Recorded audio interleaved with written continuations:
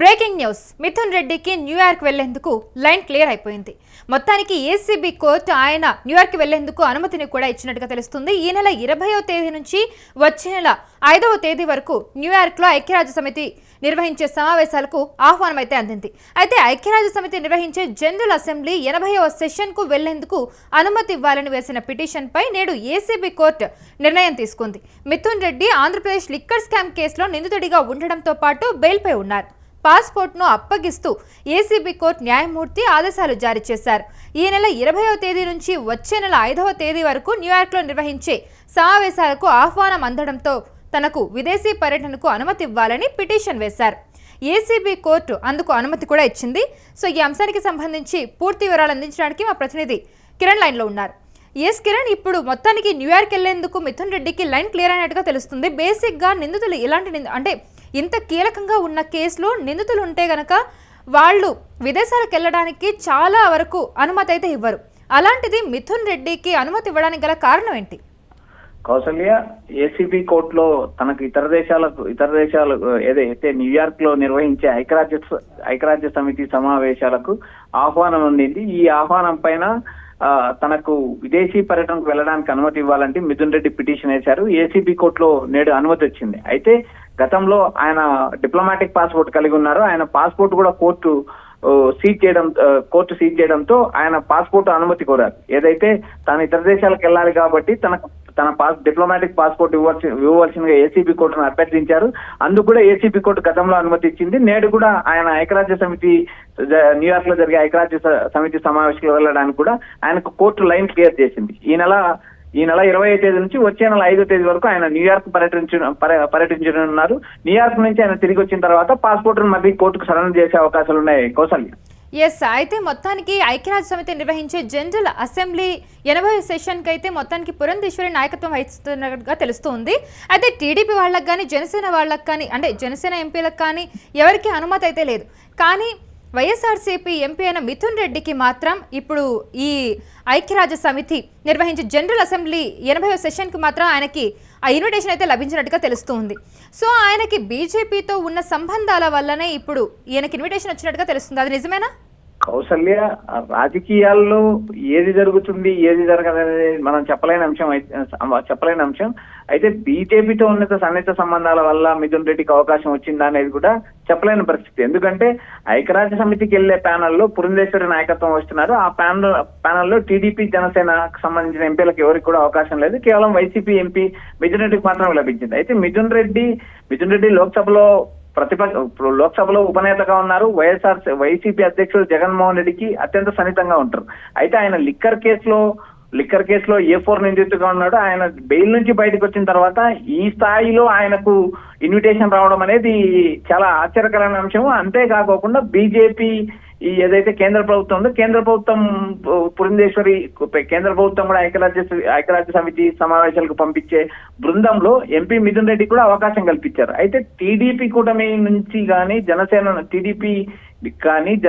కానీ ఈ జనసేన ఎంపీలకు కానీ ఇలాంటి అవకాశం లభించలేదు. అంతేకాకుండా వీటిపైన ఏదైతే బీజేపీ అధిష్టానానికి కూడా ఫిర్యాదు చేయడం జరిగింది. అయితే బీజేపీ అధిష్టానం కూడా కొన్ని సున్నితమైన అంశాల మీద చర్చ జరగకపోవడమే బాగుంటుందంటూ బీజేపీ అధిష్టానం కూడా తోసిపుచ్చిందంటూ సమాచారం అందుతుంది. కౌసల్య, మరి నిజంగానే ఇప్పుడు టీడీపీ జనసేన ఎంపీలకైతే ఇన్విటేషన్ అయితే రాలేదు. మరి వాళ్ళు ఏమైనా ఫిర్యాదు చేయడం జరిగిందా? అంటే వాళ్ళు ఏ విధంగా స్పందించారు? కౌసల్య, ఇక్కడ ప్రధానంగా సీఎం చంద్రబాబు నాయుడు ఈ ప్రధాని మోడీ పర్యటనకు ఆహ్వానించడానికి ఆయన ఢిల్లీ వెళ్ళిన సందర్భంలో కూడా ఇది చర్చకు వచ్చింది. ఏదైతే మిథున్ రెడ్డి బెయిల్ మీద ఉన్నారు, మిథున్ రెడ్డి లాంటి నేతలకు కూడా బీజేపీ అవకాశం ఇచ్చిందా అనే కోణంలో కూడా చర్చ నడిచింది. అయితే టీడీపీకి సంబంధించిన ఎంపీలు, జనసేనకు సంబంధించిన ఎంపీలకు ఎవరికి కూడా ఇలాంటి అవకాశం రాలేదు. కేవలం మిథున్ రెడ్డికి రావడానికి గల కారణాలు కూడా ఉపరాష్ట్రపతి ఎన్నికల్లో బీజేపీకి వైసీపీ మద్దతు ఇచ్చింది అనే కోణంలో కూడా చర్చలు నడిచాయి. అయితే ఇక్కడ ప్రధానంగా మిథున్ రెడ్డి జగన్మోహన్ రెడ్డికి సన్నిహితుడనే కారణంతో అవకాశం వచ్చిందా, లేక బీజేపీ అధిష్టానం పెద్దిరెడ్డి కుటుంబం దువ్వాలనే కోణంలో అవకాశం ఇచ్చిందా అనేది మనకైతే స్పష్టత లేదు. ఏదైతే ఈ లిక్కర్ కేసు నుంచి బెయిల్ పైన బయటకు వచ్చిన తర్వాత మిథున్ రెడ్డికి అత్యంత అరుదైన అవకాశం లభించింది. ఆయన ఐక్యరాజ్య సమితి న్యూయార్క్ లో నిర్వహించే సమావేశాలకు ఈ నెల 20వ తేదీ నుంచి వచ్చే నెల 5వ తేదీ వరకు హాజరవుతున్నారు. వీటిపైన బీజేపీకి వైసీపీకి సఖ్యత ఉంది అనే అంశం కూడా మరోసారి ప్రజల్లో చర్చకు వచ్చింది కౌసల్య. ఎస్, మొత్తానికైతే ఏసీబీ కోర్టు అయితే న్యూయార్క్ వెళ్లేందుకు మిథున్ రెడ్డికి అనుమతి అయితే ఇచ్చింది. ఏవైనా షరతులు విధించిందా మరి అనుమతి ఇవ్వడానికి? కౌసల్య, ఏసీబీ కోర్టు అనుమతి ఇవ్వడానికి గతంలో బెయిల్ షరతులు విధించింది. ఆ బెయిల్ షరతులు కూడా ఈయన పాటించాల్సి ఉంటుంది.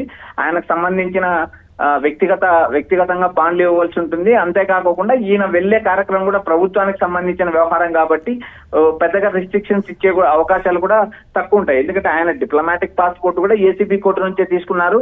ఏసీబీ కోర్టు అనుమతి ఇచ్చిన తర్వాతనే ఆయన పాస్పోర్ట్ లభించింది. అంతేకాకుండా ఆయన ఈ విదేశీ పర్యటనకి వెళ్ళడానికి కూడా ఏసీబీ పర్మిషన్ తీసుకున్నారు. ఏసీబీ కోర్టులో పిటిషన్ వేశారు.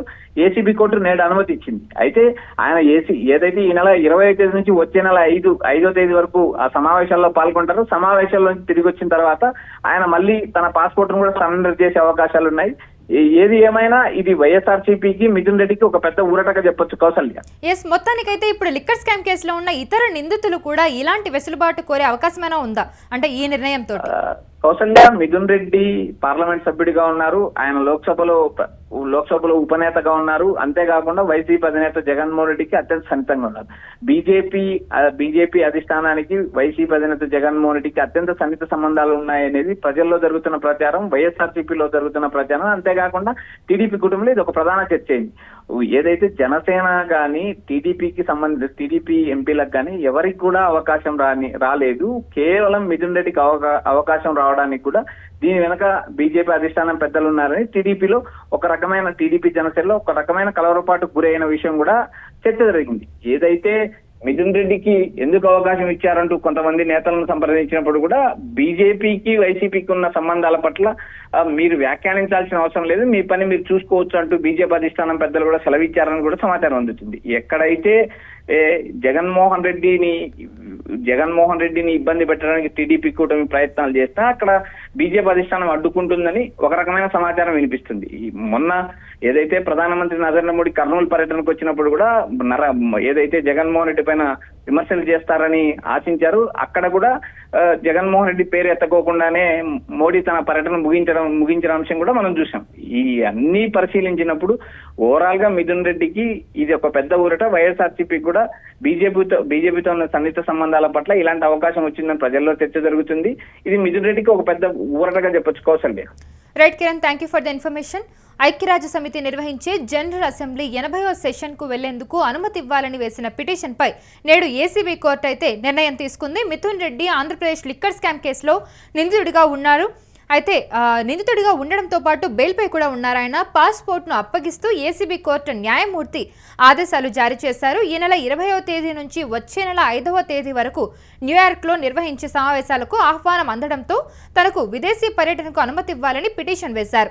అయితే దీనికి సంబంధించి ఇప్పుడు ఏసీబీ కోర్టు అనుమతి ఇచ్చినట్టుగా తెలుస్తుంది. మొత్తానికి మిథున్ రెడ్డి న్యూయార్క్ వెళ్లేందుకు అనుమతి ఇచ్చి లైన్ని క్లియర్ చేసినట్టుగా తెలుస్తోంది.